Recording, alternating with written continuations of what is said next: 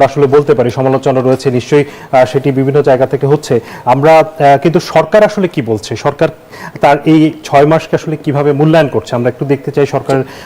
বিএনপির সরকারের দলীয় বিএনপির যুগ্ম মহাসচিব রুহুল কবির রিজভী তিনি কি বলছেন আমরা একটু পর্দায় দেখতে চাই।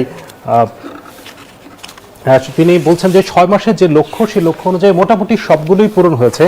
কোথাও 100% না হলেও 95%, 90% হয়েছে, কোথাও 100% হয়েছে। কর্মসূচি বাস্তবায়নের জন্য প্রয়োজনীয় কাঠামো এবং প্রশাসনিক প্রস্তুতি নিতে সময় লেগেছে।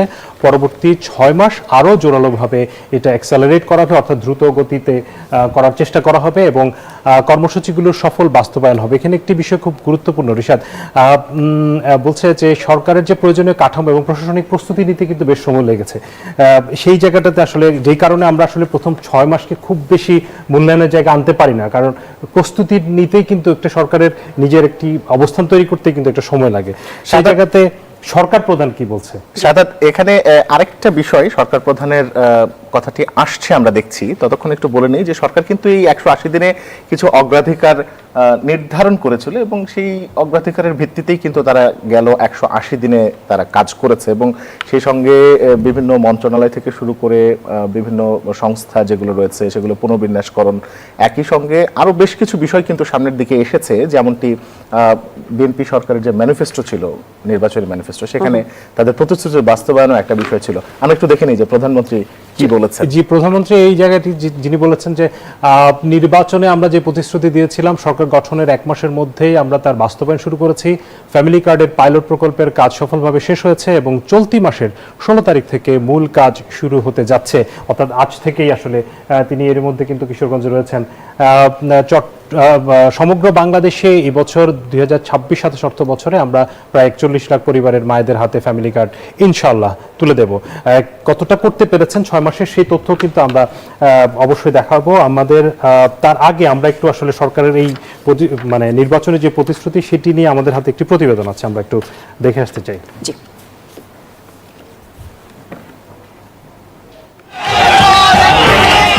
24-এর গণ অভ্যুত্থানে শেখ হাসিনা সরকারের পতনের 1.5 বছর পর নতুন বাংলাদেশের গণতান্ত্রিক যাত্রায় নির্বাচনে নিরঙ্কুশ বিজয়ী হয়ে সরকার গঠন করে বিএনপি। দেশের একাদশ প্রধানমন্ত্রী হিসেবে শপথ নেন বিএনপি চেয়ারম্যান তারেক রহমান। এর মধ্য দিয়ে 2 দশক পর আবার রাষ্ট্র পরিচালনার দায়িত্ব পায় শহীদ রাষ্ট্রপতি জিয়াউর রহমানের হাতে গড়া দল বিএনপি। বিপর্যস্ত অর্থনীতি, উচ্চ মূল্যস্ফীতি, বেকারত্ব, অস্থির আইনশৃঙ্খলা পরিস্থিতি থেকে উত্তরণ আর গণতান্ত্রিক প্রতিষ্ঠানগুলোতে সংস্কারের চ্যালেঞ্জ নিয়ে শুরু হয় পথ চলা। এই দেশটা আমাদের সকলের দেশ। মন্ত্রিসভার প্রথম বৈঠকেই 12 লাখ কৃষককে 10,000 টাকা পর্যন্ত সুদসহ ঋণ মৌকুফের সিদ্ধান্তের মাধ্যমে নির্বাচনী ইশতেহার বাস্তবায়ন শুরু করে বিএনপি সরকার। প্রথম 6 মাসেই পাইলট প্রকল্পের মাধ্যমে ফ্যামিলি কার্ড পেয়েছে 70,861 পরিবার। চলছে কৃষক কার্ড ও ক্রীড়া কার্ড বিতরণ। প্রবাসী কার্ড চালুর উদ্যোগও রয়েছে। 5 বছরে খনন হবে 20,000 কিলোমিটার খাল। প্রথম 6 মাসেই সম্পন্ন 1,204 কিলোমিটার খনন। বন্ধ সরকারি কারখানা ও শিল্প প্রতিষ্ঠান পর্যায়ক্রমে চালুর উদ্যোগ নেওয়া হয়েছে। 55 লাখ পরিবার মাত্র 15 টাকা কেজি দরে চাল পেয়েছে। ইমাম, মুয়াজ্জিন এবং বিভিন্ন ধর্মের উপাসকদের জন্য বিশেষ মাসিক ভাতার ব্যবস্থাও করেছে সরকার। 5 বছরে 5,000 মেগাওয়াট রুফটপ সৌরবিদ্যুৎ পাওয়ার চিন্তা সরকারের। পরিকল্পনার অংশ হিসেবে বছরে 1,000 মেগাওয়াট হারে বাস্তবায়নের উদ্যোগ শুরু হয়েছে। দক্ষিণাঞ্চলের আর্থসামাজিক উন্নয়নের লক্ষ্যে বহুল প্রত্যাশিত পদ্মা ব্যারেজ প্রকল্পের উদ্যোগ গ্রহণ করা হয়েছে। উত্তরাঞ্চলে তিস্তা ব্যারেজ প্রকল্প বাস্তবায়নের সরকারের দৃঢ়তার কথাও ঘোষণা করা হয়েছে। জাতীয় অগ্রাধিকার ভিত্তিতে ইনশাআল্লাহ এই সরকার যে কোনো মূল্যে তিস্তা ব্যারেজ মহাপরিকল্পনা বাস্তবায়ন করবে। 5 বছরে 25 কোটি বৃক্ষরোপণের বিশাল সামাজিক কর্মসূচিও উদ্বোধন করেছেন প্রধানমন্ত্রী তারেক রহমান। বিচার বিভাগের প্রতি মানুষের আস্থা ফেরাতেও রয়েছে কার্যকর পদক্ষেপ। শিশু রামিসা ধর্ষণ ও হত্যা মামলার রায় 19 দিনে এবং মেহেরপুরের শিশু ধর্ষণ মামলার রায় 29 কার্যদিবসের মধ্যে সম্পন্ন করে দ্রুততম সময়ে বিচার নিশ্চিতের নজির স্থাপিত হয়েছে। দেশের অর্থনীতি শক্তিশালী করতে জনমুখী বাজেট প্রণয়ন করেছে সরকার। সুপরিকল্পিত অর্থনৈতিক ব্যবস্থাপনার ফলে মূল্যস্ফীতি কমে এখন 8.32%। বৈদেশিক মুদ্রার রিজার্ভ $36.66 বিলিয়ন। দেশের বিপুল জনগোষ্ঠীর দিকে যদি আমরা তাকাই, ওনাদের আশা আকাঙ্ক্ষা এবং আবেগকে ধারণ করে রাষ্ট্র পরিচালনায় অনিশ্চয় সামনের দিকে এগিয়ে যাচ্ছে, যেমন তারেক রহমানের বিএনপি সরকার। এই রাষ্ট্রবিজ্ঞানী মনে করেন 6 মাস সরকারের সাফল্য ব্যর্থতা মূল্যায়নের জন্য পর্যাপ্ত সময় নয়, তবে নির্বাচনী ইশতেহার বাস্তবায়নে বিএনপি সরকারের আন্তরিকতা ইতিবাচক। প্রধানমন্ত্রী তারেক রহমানের নেতৃত্বে বর্তমান সরকার তাদের যে সকল অঙ্গীকার ছিল, কমিটমেন্ট ছিল ম্যানিফেস্টোতে, সেগুলো কিন্তু পর্যায়ক্রমে বাস্তবায়ন করে যাচ্ছে এবং এগুলো দৃশ্যমান। দেশে নানামুখী সংকটের মধ্যেও প্রথম 6 মাসে নারী শিক্ষার প্রসার ও নারীর ক্ষমতায়নে অনার্স পর্যন্ত ছাত্রীদের শিক্ষা সম্পূর্ণ ফ্রি করার সিদ্ধান্ত গ্রহণ করেছে সরকার। শিক্ষা প্রতিষ্ঠানগুলোতে স্মার্ট ক্লাসরুম স্থাপন, ফ্রি ওয়াইফাই সুবিধা এবং পুষ্টিকর মিড ডে মিলের উদ্যোগ নেওয়া হয়েছে। এছাড়া নতুন ও তরুণ ব্যবসায়ী উদ্যোক্তাদের স্টার্টআপ সহযোগিতা করার জন্য 500 কোটি টাকার তহবিল গঠন এবং গ্রামীণ স্বাস্থ্যসেবা জোরদারে উপজেলা হাসপাতালগুলোকে 101 শয্যায় উন্নীতকরণের ঘোষণাও এসেছে এই সময়ের মধ্যে।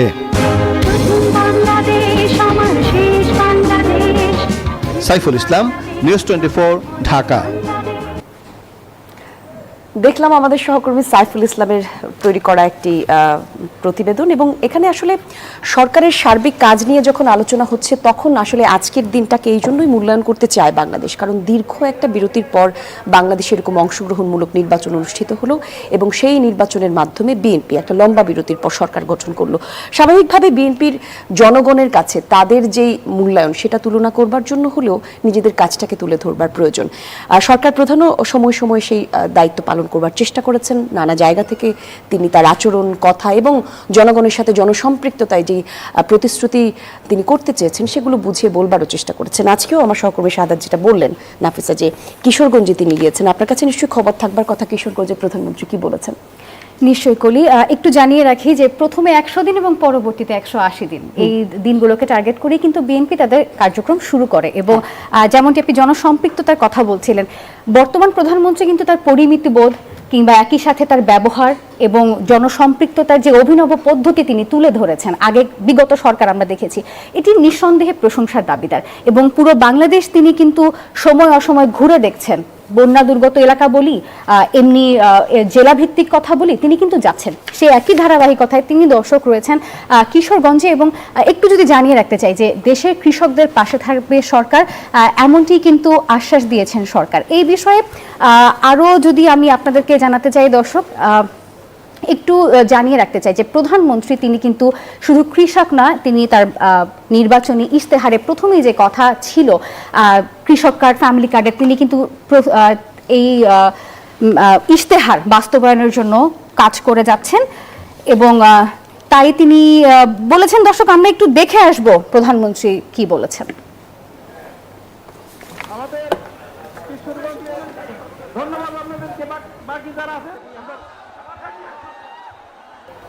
উৎসাহ দেওয়ার জন্য তাদেরকে অর্থনৈতিকভাবে শক্তি, আমরা খুব সংক্ষেপে এই প্রোগ্রাম, আমাদের লক্ষ্য, আমাদের উদ্দেশ্য হচ্ছে যে বাংলাদেশকে একটি কল্যাণমুখী রাষ্ট্র হিসাবে গড়ে তুলতে চাই।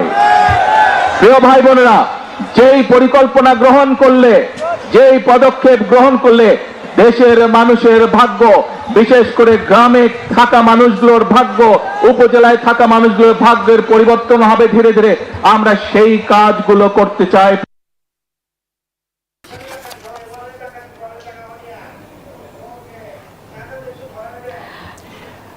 আমরা দেখলাম যে প্রধানমন্ত্রী আসলে কিশোরগঞ্জে গেলেন এবং সেখানে কৃষকদের সাথে তিনি কিভাবে ইন্টারেক্ট করছিলেন এবং তাদেরকে আসলে তাদের যে আমরা রিশাদ আমরা দেখেছি যে উনি কৃষকদের জন্য অনেকগুলো পদক্ষেপ নিয়েছেন। কৃষক কার্ড থেকে শুরু করে 22,000 কার্ড কিন্তু এর মধ্যে বিতরণ করা হয়েছে। এর বাইরে কৃষকের ঋণ প্রায় মওকুফ করা হয়েছে, 14 লাখ কৃষকের ঋণ মওকুফ করেছেন। এটা কিন্তু বাংলাদেশের ইতিহাসে একেবারে বিরল এবং বলতে গেলে একেবারে অভিনব একটা বিষয় যে কৃষকদের 10,000 টাকার মধ্যে যে ঋণগুলো আছে তা মওকুফ সরকার। জি, আমরা এই মুহূর্তে সরকারের আরেকজন গুরুত্বপূর্ণ মন্ত্রী আমির খসরু মাহমুদ চৌধুরী, তিনি অর্থমন্ত্রী, অর্থ এবং পরিকল্পনা মন্ত্রী, তিনি কথা বলছেন হোটেল ইন্টারকন্টিনেন্টালে। আমরা সরাসরি তার বক্তব্যে যেতে চাই। They don't want automation because automation means transparency, automation means this quick service, so that doesn't suit, of course, a lot of people in the NBR. And we have decided that automation will be done within a certain time frame. And once it is done, I think a lot of issues, like submitting your return to starting from getting your rebates, everything about taxation has to be done online, real-time basis. So I think that will reduce a lot of problem. On the investment side, we have opened the policy actually. There is no bias on export or import, it's just open. For the exporters who are willing to come other than legitimate government sector, will all be given duty-free bonded license. Everybody will be given. Anybody is coming forward with any export product will be given bonded warehouse tax-free facilities, back-to-back LC if it is applicable. If they don't want to have a bonded warehouse, they can do it under guarantee with the bank. That's also the option we have left. So some people, they may not be willing to go for a bonded warehouse, but they can do it with a bank guarantee, and they don't need a bonded warehouse. And in this process, we have even given permission for the gold jewelry, silver jewelry, diamond cutting. Everything will come under this bonded warehouse. There is a lot of protest, lot of resistance on giving these policies because there is always fear of pilferage, theft, But if your fear of theft and pilferage stops you from making the policy, export will never take off. So we have decided that anybody that is open now can do it. On the infrastructure of like port is another issue.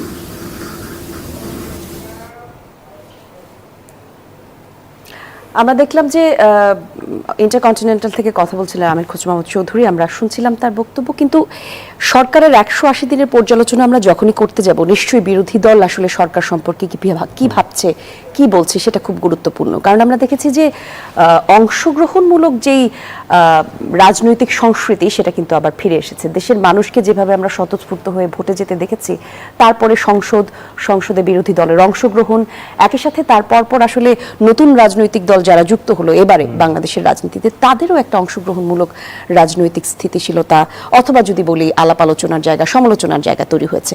ঋষাদের কাছে এই সম্পর্কিত একটা report থাকবার কথা। ঠিক তাই, ধন্যবাদ কলি। আপনারা জানেন যে আসলে এই 180 দিনে পরিবর্তিত রাজনৈতিক পরিস্থিতি আসলে এক নতুন বাস্তবতার রূপ নিয়েছে এবং সেখানে বিরোধী দল খুব সহজেই অকপটে সরকারের সমালোচনা করতে পারছে, সরকারের সাফল্য ব্যর্থতা নিয়ে কথা বলতে পারছে।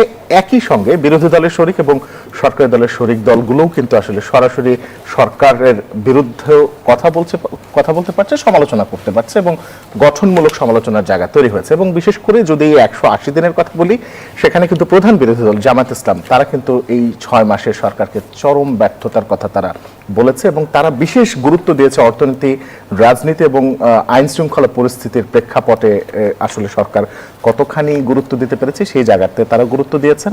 এবং অপরদিকে সেই বিরোধী দলের শরিক দল এনসিপি তারা বলছেন জ্বালানি সংকট সহ বিভিন্ন জায়গায় সরকার জনগণের যে প্রত্যাশার জায়গা সেই জায়গাটা পূরণ করতে পারেনি। তবে বিএনপির শরিক দল তারা বলছে এই 6 মাসে আসলে সরকারকে মূল্যায়ন করার এখনই সঠিক সময় নয় এবং সেই নিয়ে আমরা একটা প্রতিবেদন দেখব। তাহিদুল ইসলাম প্রতিবেদনটি তৈরি করেছে।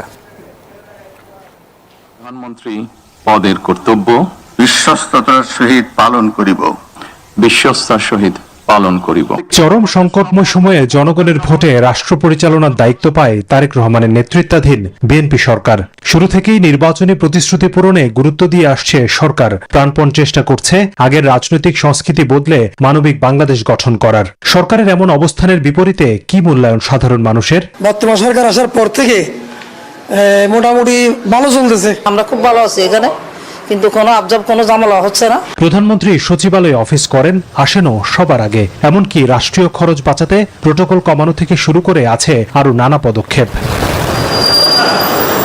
ফলে প্রশাসনের প্রাণকেন্দ্র সচিবালয় জুড়ে কর্মচাঞ্চল্য থাকে সকাল সন্ধ্যা। কেবল কাজের গতি বাড়েনি, বেড়েছে জবাবদিহিতাও। আগের এরকম ছিল না। এখন আপাতত অনেক কাজ দৌড়াদৌড়ি করতে হয়, মেলা কাজ করতে হয়। এখন সময় মতো সবাই অফিসে আসে এবং আমাদের ডিজিটাল হাজিরা চালু হয়েছে। সার্বিকভাবে উন্নয়নের ক্ষেত্রে এবং সমস্যার সমাধানের ক্ষেত্রে তো কাজ করতে হবে, বিধায় কাজের চাপ সার্বিক পর্যায়ে বৃদ্ধি পেয়েছে। এ তো গেল কেন্দ্রের কথা। জনপ্রত্যাশা পূরণে প্রশাসনের প্রায় সব স্তরেই কাজে গতি আনার চেষ্টা করছে সরকার। সম্প্রতি খাল খননের টাকা রাষ্ট্রীয় কোষাগারে ফেরত দিয়ে বিরল দৃষ্টান্ত স্থাপন করেছেন মাঠ প্রশাসনের কর্মকর্তারা। প্রায় 43 লক্ষ টাকার মতো অব্যয়িত থেকে যায় এবং যেটি হচ্ছে নিয়ম অনুযায়ী সরকারি কোষাগারে জমা প্রদান করা হয়েছে। যেহেতু জনগণের টাকা, এটি আমাদের অন্য কাজে ব্যবহারের সুযোগ নেই। আমরা চেষ্টা করছি সরকার যে উদ্দেশ্যে প্রকল্পটি নিয়েছে প্রকল্পটি যেন শতভাগ সফল হয়। শুধু প্রশাসনেই নয়, গুণগত পরিবর্তন এসেছে রাজনৈতিক সংস্কৃতিতেও, দাবি স্থানীয় নেতাদের। আমরা সরকারে আসার পরে এই মব সন্ত্রাসটা প্রায় শতভাগ আপনার নির্মূল হয়েছে।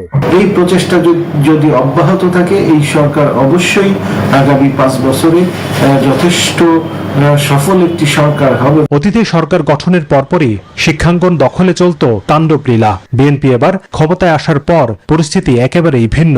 হানাহানির বদলে অবস্থানরত রাজনীতি গুরুত্ব পাচ্ছে শিক্ষাঙ্গনে। যে কোনো সংগঠন, নিষিদ্ধ কোনো সংগঠন না, এমন সব সংগঠন ক্যাম্পাসে খুব সুন্দরভাবেই তারা তাদের সকল কর্মকাণ্ড চালাইতে পারতেছে। এই যে রাজনৈতিক স্থিতিশীলতা, এটা বজায় থাকুক, সবার মধ্যে একটা সৌহার্দ্যপূর্ণ সম্পর্ক বজায় থাকুক। এর মধ্যে কৃষকের ঋণ মওকুফ, কৃষক কার্ড, ফ্যামিলি কার্ড দিয়ে সামাজিক নিরাপত্তা নিশ্চিত করার চেষ্টা করছে সরকার। আরও নানাভাবে মানুষের মন জয় করার চেষ্টা আছে সরকারের সর্বোচ্চ মহলে। এসবকে রাজনীতির গুণগত পরিবর্তন হিসেবেই দেখছেন বিশ্লেষকরা। সরকার কিছু কাজ করেছে ম্যানিফেস্টো অনুযায়ী, যে কাজগুলো যেমন কার্ড সিস্টেম থেকে শুরু করে ফ্যামিলি কার্ড থেকে শুরু করে অন্যান্য বিষয়গুলো বা খাল খনন, তো এগুলো কিন্তু সরকার করতে পেরেছে। এর পিছনে মূল কাজটা হলো আমার কাছে মনে হয় প্রধানমন্ত্রীরই বিশেষ করে উদ্যম। সাধারণ মানুষ বলছেন 6 মাস সরকারকে ভালোমন্দ বিচারের জন্য খুব যথেষ্ট সময় নয়। তারপরও প্রধানমন্ত্রীর কর্মকাণ্ডে আশাবাদী তারা। প্রত্যাশা সাধারণ মানুষের স্বপ্ন পূরণে, সংকট মোকাবেলায় বাস্তবসম্মত সিদ্ধান্ত নেবে সরকার। সবার সম্মিলিত প্রচেষ্টায় গড়ে উঠবে মানবিক বাংলাদেশ। জনগণের টাকা আর পাচার হতে দেব না আমরা। জনগণের টাকা দিয়ে জনগণের জন্য কাজ করা হবে। হোসাইন শাহাদাত, নিউজ 24, ঢাকা।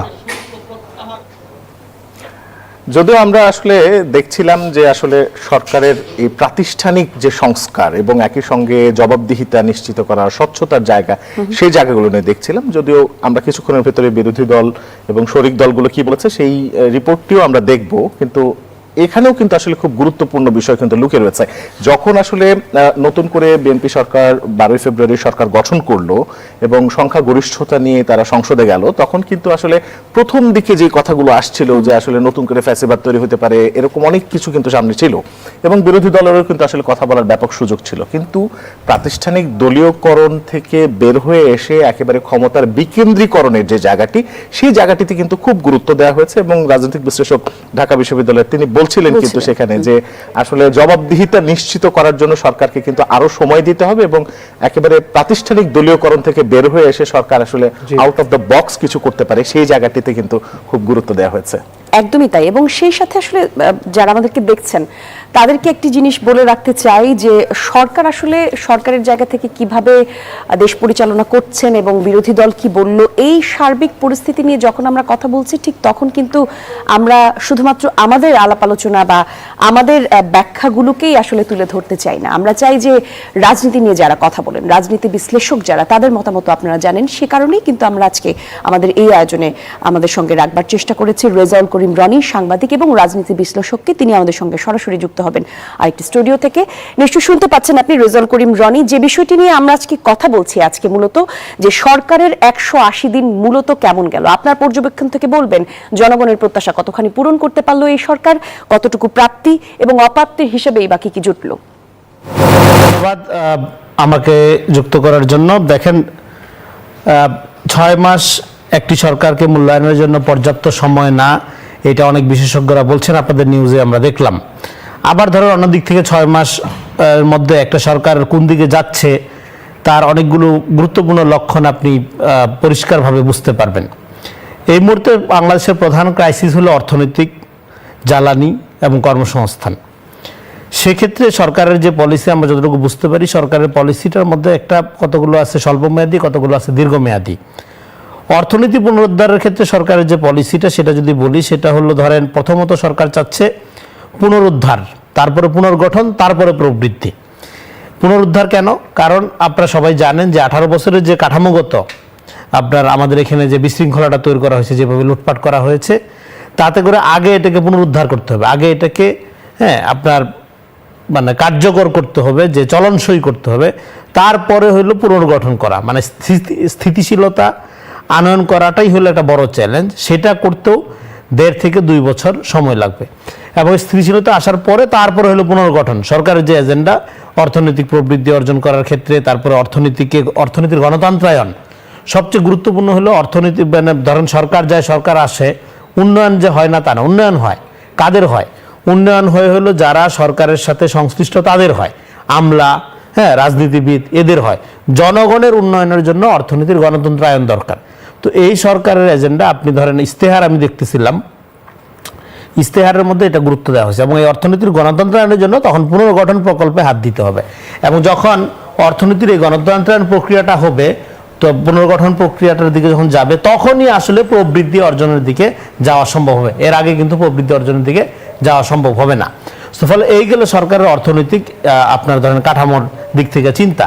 আর এখন ক্রাইসিস যেটা জ্বালানি ক্রাইসিস, এটা নিয়ে অলরেডি আমাদের প্রাইম মিনিস্টার জনাব তারেক রহমান অ্যাড্রেস করেছেন।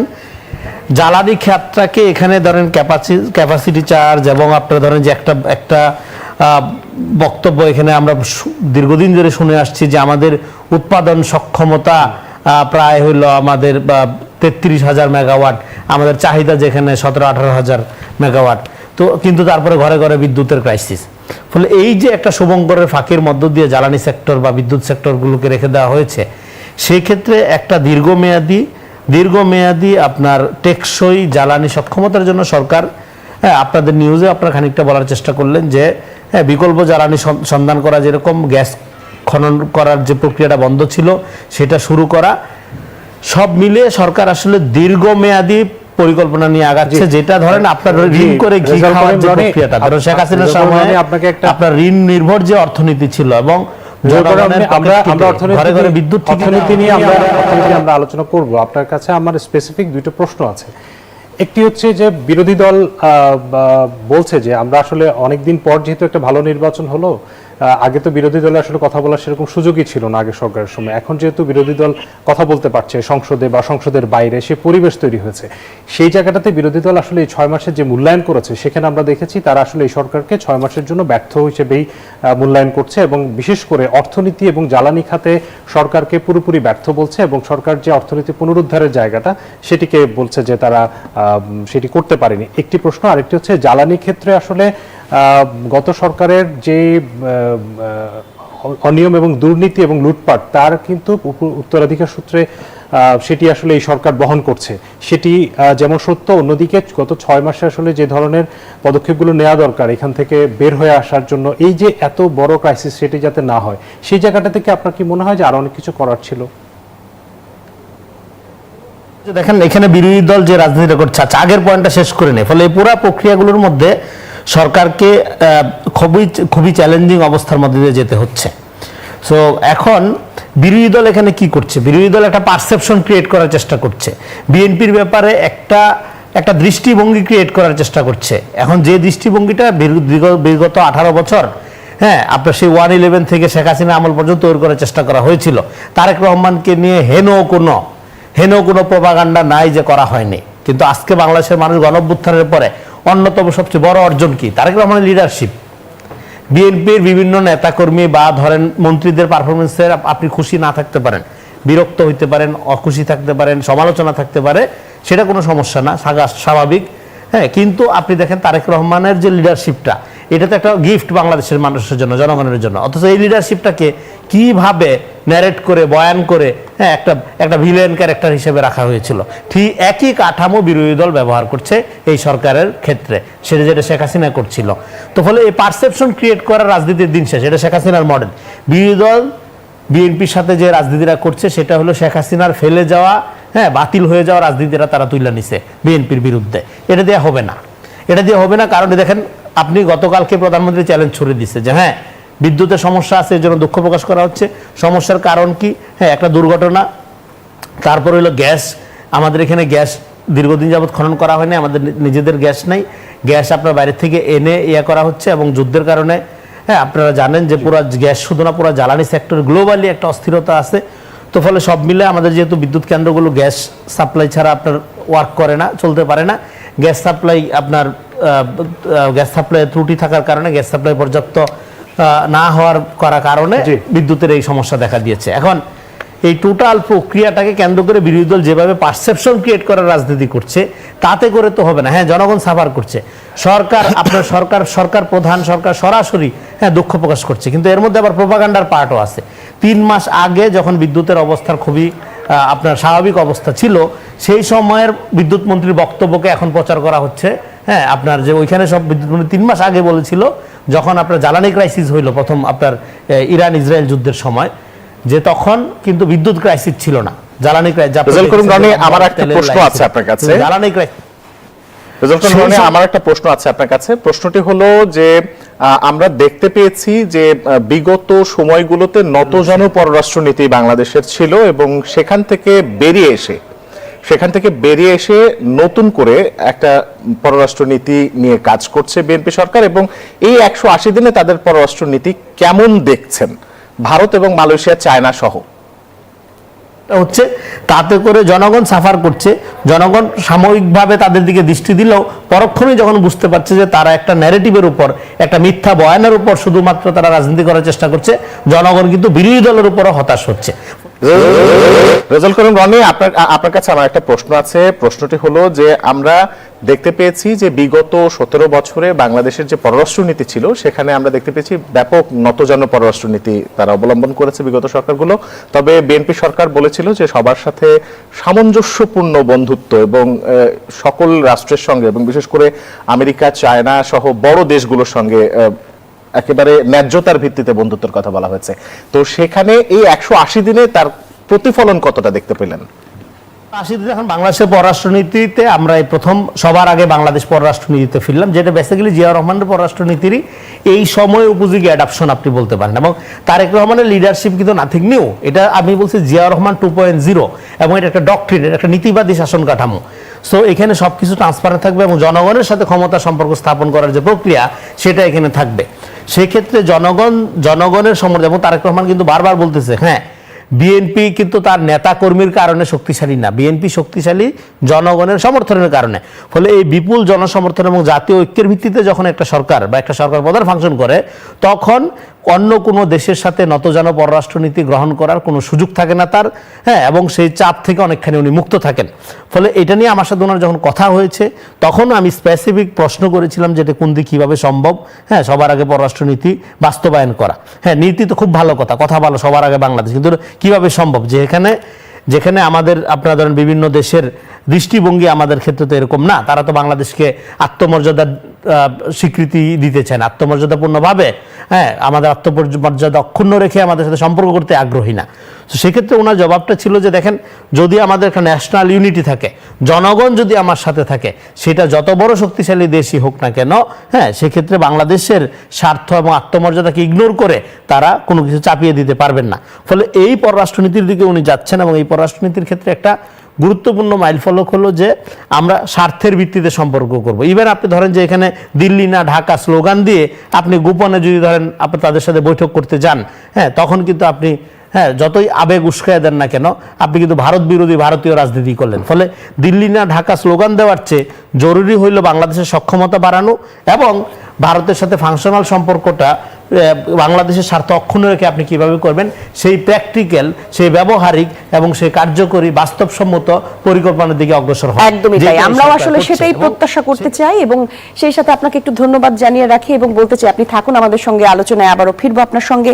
আর আলোচনার ধারাবাহিকতায় এ পর্যায়ে খুব সম্ভবত আমাদেরকে একটা বিরতিতে যেতে হবে না। একেবারেই কলি, ওনার কথায় কিন্তু অর্থনীতি, আইন শৃঙ্খলা, প্রশাসন, জনজীবন, ইভেন পররাষ্ট্রনীতি সবকিছু উঠে এসেছে। এই বিষয়ে আমরা আরো বিস্তারিত আলোচনা করব, একটা বিরতি নিয়ে আসি। দর্শক, আয়োজনের আরো অনেক অংশ বাকি রয়েছে, কিন্তু সময় হলো একটি বিরতির, কোথাও যাবে না, ফিরছি কিছুক্ষণের মধ্যেই।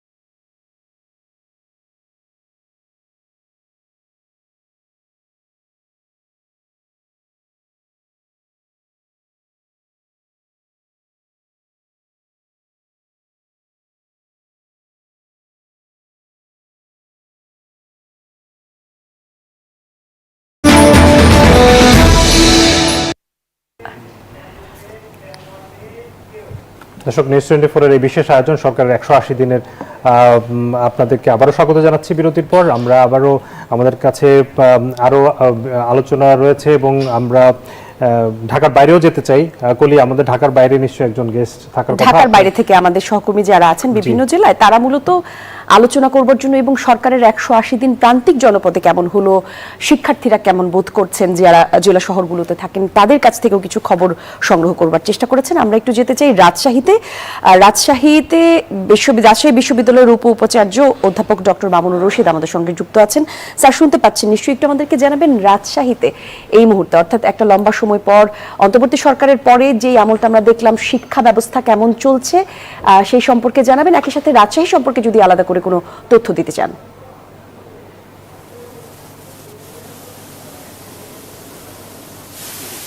ধন্যবাদ আপনাদেরকে।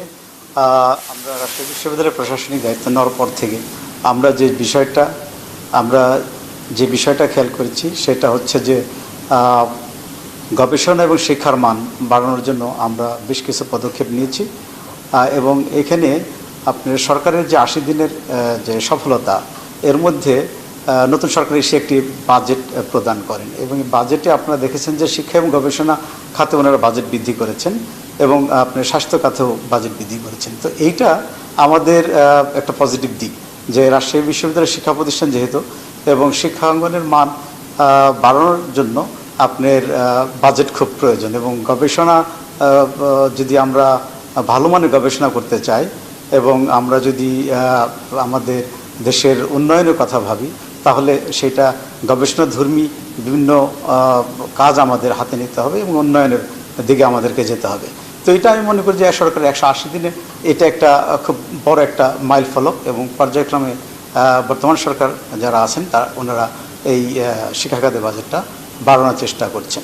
তো এটা আমাদের জন্য ভালো দিক। আরেকটা বিষয় হচ্ছে যে শিক্ষাঙ্গনে যেরকম আগে আপনার লেখাপড়ার মানটা অনেক ব্যাহত হতো আর কি, সেই বিষয়গুলো এখন বর্তমান সরকার ক্ষমতা আসার পরে কিন্তু অনেকটা কমে আসছে এবং শিক্ষা যে সংস্কৃতি, শিক্ষা সংস্কার, যে শিক্ষার যে আপনার যে পলিসি গ্রহণের ক্ষেত্রে আমরা কিন্তু সেটা দেখতে পাচ্ছি সরকারের দিক থেকে বেশ এটা ওনারা কিন্তু যত্নশীল এবং আমরা চাই যে বাংলাদেশে শুধু ইউনিভার্সিটি না, স্কুল, কলেজ, ইউনিভার্সিটি সবগুলোর ক্ষেত্রে শিক্ষার মান যাতে করে সেটা একটা পর্যায়ে যায় এবং বাংলাদেশ। ধন্যবাদ আপনাকে আমাদের সঙ্গে যুক্ত হওয়ার জন্য, আপনার মূল্যবান মতামতের জন্য আপনাকে ধন্যবাদ। ঋষাদ। জি, আমাদের সরকারের 180 দিনের যে আলোচনা এবং একই সঙ্গে চুলচেরা বিশ্লেষণ সেটি কিন্তু চলতেই থাকবে, কিন্তু তার আগে আমরা ছোট্ট একটা বিরতিতে যাব। বিরতির বাধা টপকে যখন ফিরবো তখন থাকছে বাকিটা, সঙ্গে থাকুন।